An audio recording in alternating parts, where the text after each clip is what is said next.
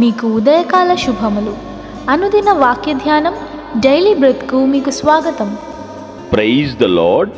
ఈ దినము కొరకు సిద్ధపరచబడిన దేవుని వాక్యము ఇర్మియా గ్రంథము 32వ అధ్యాయము 40వ వచనం. నేను వారికి మేలు చేయుట మానకుండునట్లు నిత్యమైన నిబంధనను వారితో చేయుచున్నాను. వారు నన్ను విడవకుండునట్లు వారి హృదయములలో నా ఎడల భయభక్తులు పుట్టించదను. And I will make an everlasting covenant with them, that I will not turn away from them to do them good, but I will put my fear in their hearts, that they shall not depart from me. ప్రభునందు ప్రియులారా, ముందుగా మీకు హృదయపూర్వక వందనములు తెలియజేస్తూ ఉన్నాను. దేవుడు తన ప్రజలైనటువంటి వారి విషయమై మాట్లాడుతున్నటువంటి మాట, తప్పు చేశారు, దేవునికి విరోధంగా ప్రవర్తించారు, శత్రువుల చేతికి అప్పగించబోతున్నాడు.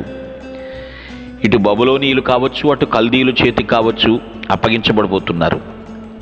కానీ దేవుని కృపను మనం అర్థం చేసుకుంటున్నామా?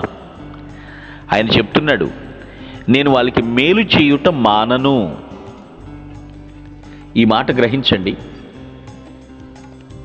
మన పిల్లలు తప్పు చేస్తున్నారని చంపేసుకోము, దూరం చేసుకోము. ఏదో రూపంగా వారిని దగ్గర చేయటానికి, మరలా యథావిధిగా వారికి ప్రేమ చూపించడానికి ప్రయత్నిస్తాం కదా. దేవుడు మనకన్నా గొప్ప కదండి. ఆయన అంటున్నాడు, నేను వారికి మేలే చేస్తాను, మానను.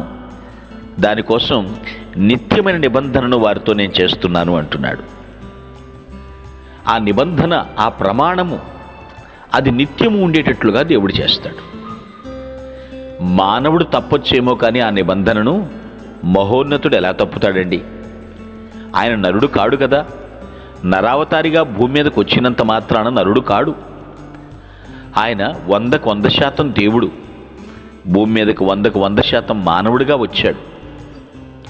గ్రహించండి, నేను నిత్యమైన నిబంధన చేస్తాను అన్నాడు.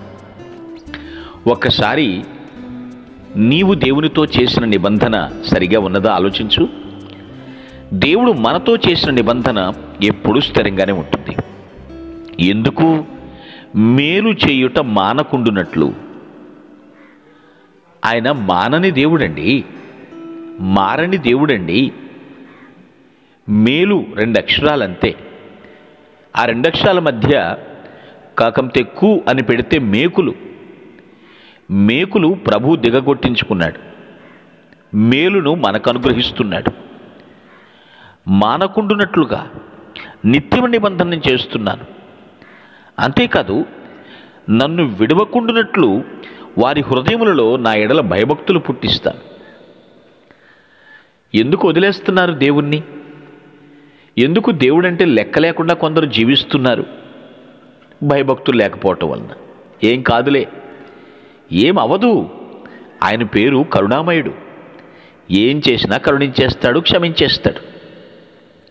ఈ ధీమాతో చాలామంది వాక్య విరుద్ధంగా ప్రవర్తిస్తున్నారు. ఏది చేయకూడదో అని తెలిసి కూడా దాన్నే చేస్తున్నారు. ఏం కాదులే, 100 తప్పులు చేసినా ఒక్కసారి క్షమించు ప్రభు అంటే క్షమించేస్తాడు. ప్రియులారా, వాక్యాన్ని నీ ఇష్టం వచ్చినట్లుగా నీవు మలుచుకున్నట్టు కాదండి ఈ వాక్యం ఉన్నది. వాక్యము ప్రామాణికమైనది, రుజువులతో కూడినది. నువ్వు తీరిగ్గా ఎప్పుడో అవకాశం ఉన్నప్పుడు చదువుకుంటానికి దేవుడు గ్రంథాన్ని మనకి ఇవ్వలేదు. అనునిత్యము దీంతో సమయం గడపాలి. అప్పుడే వాక్యం మనకు అర్థమవుతుంది. దాని ప్రకారం మనం జీవించగలుగుతాం. దేవుడు మాట్లాడుతున్న మాటను గ్రహిస్తున్నారా? ఆయన నిన్ను విడిచిపెట్టకూడదు అనుకుంటున్నాడు. కానీ మీరు ఒక్కొక్కసారి ఈ పని చేసినప్పుడు దేవుడు ఎందుకులే అని దేవుణ్ణి ప్రక్కన పెడుతున్నామేమో.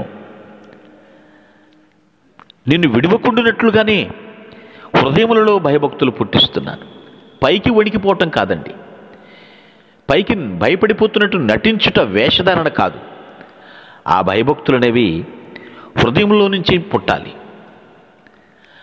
చూడండి, వెన్నులోంచి వణికి పుడుతుంది అంటారు చూసారా కొందరు.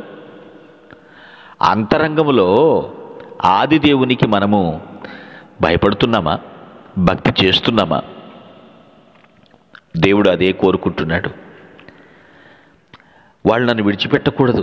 ఎందుకని? దేవుణ్ణి మనం విడిచిపెడితే బ్రతకలేము కాబట్టి. నాకు వేరుగా ఉండి మీరేమీ చేయలేరన్నాడు. ఆయనలో ఉంటే ఫలిస్తాం. మన ఫలాలు అనేకులకు ఉపయోగపడతాయి.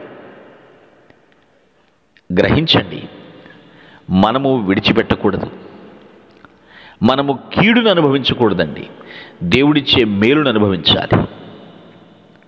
మేలు చేసే దేవుడు, నిన్ను విడిచిపెట్టని దేవుడు నీ పట్ల ఎంత వాత్సల్యతను కృమ్మరిస్తున్నాడో అర్థం చేసుకుంటామని బ్రతిమలాడుతున్నాను.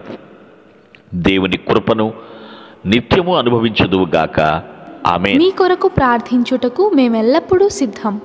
Praise the lord. ప్రభు నామమున మీ అందరికీ వందనములు.